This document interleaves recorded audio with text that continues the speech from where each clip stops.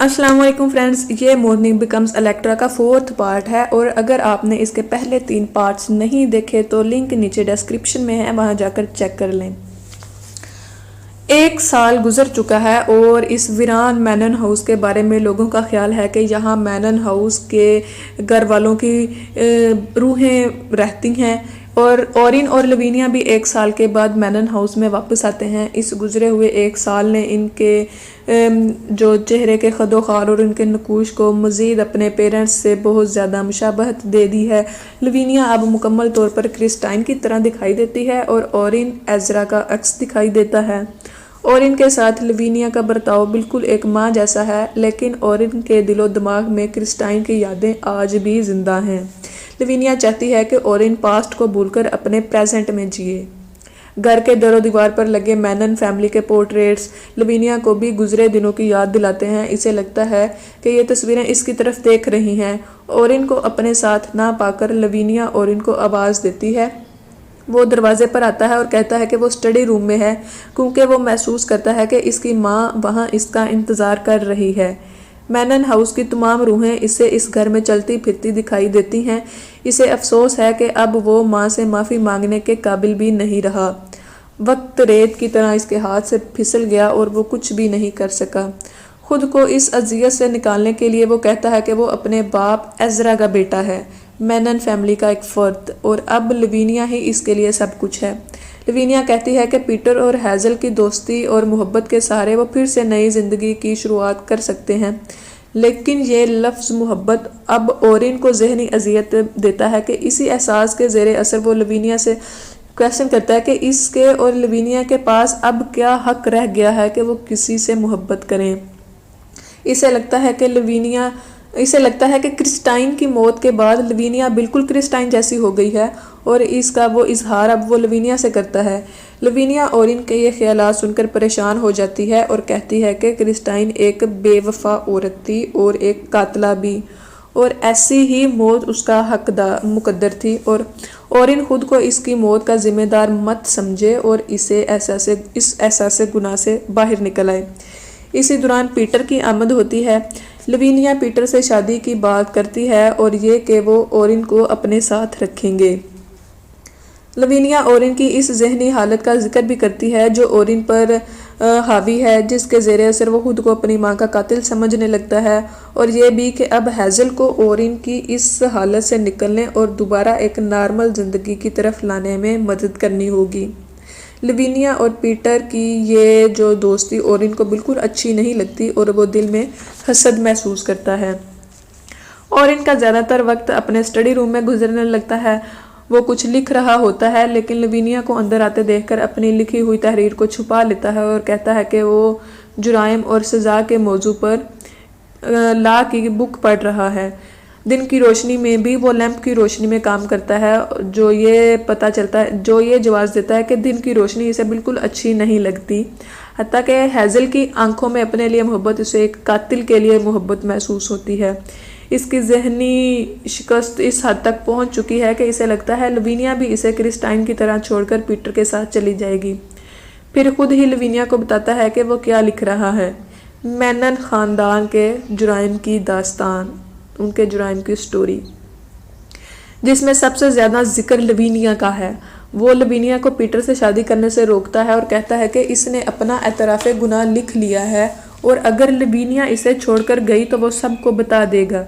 लवीनिया को ओरिन की ये बातें बहुत ज़्यादा दुख देती हैं। वो रोती है और चिल्लाती है, जिस पर ओरिन इसे कमरे से बाहर जाने का कहता है। लवीनिया के बाहर आने पर वो फिर से लिखना शुरू कर देता है। लवीनिया खुद को हर वक्त ऐसा महसूस करती है जैसे मौत इसके इंतज़ार में है, और ओरिन की हालत भी इसके लिए परेशानी का बाइस बनी हुई है। पीटर और हैज़ल आते हैं। हैज़ल ओरिन को अपने घर ले जाने आती है क्योंकि वो अपनी माँ से इजाज़त लेती है। इसे ऐसा लगता है कि लवीनिया ने ओरिन को कमरे में कैद करके रखा है और पीटर भी इसका हम ख्याल है। इसके मुताबिक जब तक ओरिन और लवीनिया एक साथ हैं, इसकी शादी लवीनिया से मुमकिन नहीं। ओरिन बाहर आकर हेज़ल को एक लेटर देता है, सीलबंद लेटर देता है और ये हिदायत के साथ कि ये लेटर तब तक ना खोला जाए जब तक लवीनिया पीटर से शादी नहीं कर लेती या लवीनिया और इसके साथ कोई हादसा पेश नहीं आ जाता, मीन्स उन दोनों की डेथ नहीं हो जाती, तब तक उस लेटर को मत खोला जाए। ओरिन समझता है कि लवीनिया को खुश रहने का कोई हक नहीं। हेज़ल ओरिन को इसकी जहनी हालत का जिक्र करके कहती है कि लवीनिया इसे सब कुछ बता चुकी है कि कैसे क्रिस्टाइन की डेथ हुई और क्योंकि ओरिन खुद को माँ की मौत की वजह समझता है। ओरिन हेज़ल से ये रिक्वेस्ट करता है कि वो ओरिन को कहीं दूर ले जाए, लेकिन इस मौका पर लवीनिया आती है कि वो हेज़ल को इनके ख़ानदानी मामलात में घुसने का कोई हक नहीं। लवीनिया हेज़ल से इन लेटर्स की वापसी का मुतालबा करती है जो ओरिन इसके हवाले करता है और ओरिन से भी गुजारिश करती है कि वो जैसा चाहेगा वैसा ही करेगी वो, बस शर्त यह है कि वो लेटर हेज़ल से वापस ले ले। ओरिन को लवीनिया की बात मानता देखकर हेज़ल मायूस होकर वापस जाने लगती है और इसकी ये मायूसी इस वक्त मज़ीद बढ़ जाती है जब ओरिन इसे कहता है कि हेज़ल समझ ले कि इसका ओरिन जंग में मर चुका है जिससे वो कभी मोहब्बत करती थी। ओरिन लवीनिया को मुखातिब करता है कि इसके वादे का मतलब ये होना चाहिए कि वो ओरिन को छोड़कर कभी पीटर के पास नहीं जाएगी और एक मरतबा फिर अपने किए गए जुर्म की तलाफी करने की बात करता है, जिस पर लवीनिया कहती है कि उन्होंने कोई जुर्म नहीं किया और जो कुछ हुआ वो इंसाफ का तकाजा था। ओरिन दीवार पर लगी तस्वीरों के पास जाकर खड़ा होता है कि इनसे मुखातिब होता है कि लवीनिया बेरहम और संगदिल है और मैनन हाउस की रूहें इससे हमेशा बेचैन किए रखेंगी। लवीनिया यह सुनकर गुस्से में कहती है कि वो ओरिन से नफरत करती है और काश के वो भी मर गया होता। इसी लम्हे पीटर का अंदर आना और ओरिन का ये कहकर मंजर से गायब हो जाना कि वो अंदर अपनी पिस्टल साफ करने जा रहा है कहानी को अपने क्लाइमैक्स पर ले आता है। लवीनिया पीटर से शादी से इसरार पर कहती है कि वो यहाँ से दूर चली जाए। इसी लम्हे गोली चलने की आवाज़ आती है जो ओरिन की डेथ हो चुकी होती है, ओरिन ने भी सुसाइड कर ली होती है। लवीनिया कमज़ोर सी आवाज़ में कहती है, ओरिन ने खुद को ख़त्म कर लिया, ओरिन मुझे माफ़ कर देना। लेटर दराज में छुपाकर तस्वीरों को मुखातिब करके कहती है, मेरी तरफ ऐसी नज़रों से क्यों देख रहे हो? मैनन फैमिली के राजों को हमेशा राज रखने का यही एक तरीका था। ओरिन की डेथ के बाद लवीनिया पीटर की आमद की खुशी में घर को फूलों से सजाती है।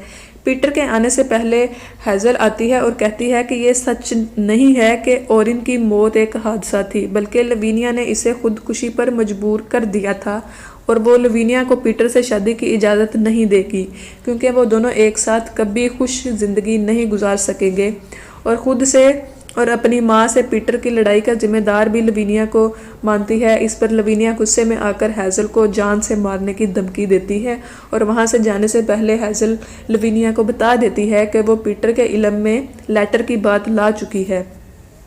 हेज़ल के जाने के बाद पीटर आता है और लवीनिया से शादी और इस घर को हमेशा के लिए छोड़ने की बात करता है। लवीनिया पीटर से इसी दिन शादी करना चाहती है, जिसे पीटर ये कहकर इनकार कर देता है कि ओरिन के जनाजे के दिन शादी करना अच्छा नहीं लगता और अपने इस शक का भी इजहार करता है कि कोई ऐसी चीज़ लिख कर छोड़ गया है ओरिन जो इन दोनों को शादी से रोक सके। लवीनिया का दुख मज़ीद बढ़ जाता है और एक दर्दनाक मुस्कुराहट के साथ वो कहती है, द डेड कमिंग बिटवीन। वो पीटर से रिक्वेस्ट करती है कि वो इससे पूरे खलूस और यकीन के साथ मोहब्बत करे, लेकिन पीटर का शक मज़ीद गहरा हो जाता है। लवीनिया इसे यकीन दिलाती है कि ऐसा कुछ नहीं है और इसे कहती है, want me take me Adam. वो एडम का नाम ले लेती है अपनी जहनी कशमकश की वजह से, लेकिन अचानक ही उसे एहसास होता है कि वो कुछ गलत कह गई है और इसकी जहनी हालत कुछ ठीक नहीं है और पीटर से कहती है कि वो इसकी मोहब्बत के काबिल नहीं। वो पीटर से शादी से इनकार कर देती है, खुद ही वो उससे शादी से इनकार कर देती है। पीटर को लगता है कि जो कुछ ओरिन, हेज़ल और इसकी माँ लवीनिया के स्कैंडल के बारे में लोग कहते रहे हैं वो सब कुछ सही था। वो जल्दी में वापस जाने के लिए मुड़ता है और लवीनिया इसे जाता हुआ देखती है। फिर अचानक इंतहाई मायूसी की हालत में चिल्लाती है, ये सब झूठ है, मैंने कुछ नहीं कहा। लेकिन अब बहुत देर हो चुकी थी और पीटर हमेशा के लिए जा चुका था, कभी ना वापस आने के लिए।